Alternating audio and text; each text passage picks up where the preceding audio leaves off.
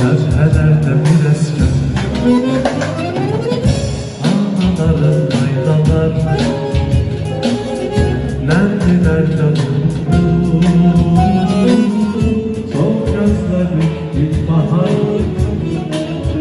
Arzular tüm Bəli, dəyinizin dostları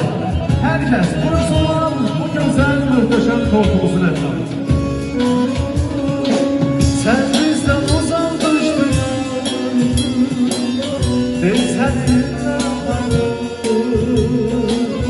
Ya soyunlar yapardın Sen bizden uzak düştün Biz seninle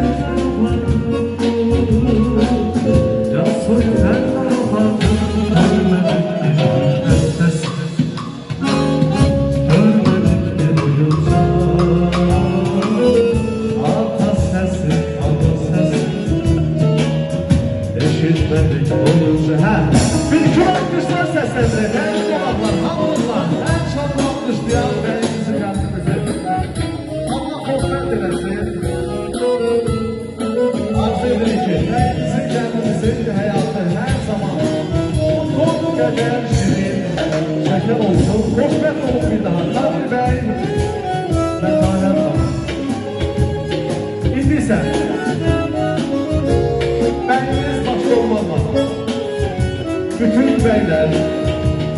Hanımlarıyla beraber İndi sesleneceğim Rəqsə də olmadan Səs ver sorumuz Musiqimiz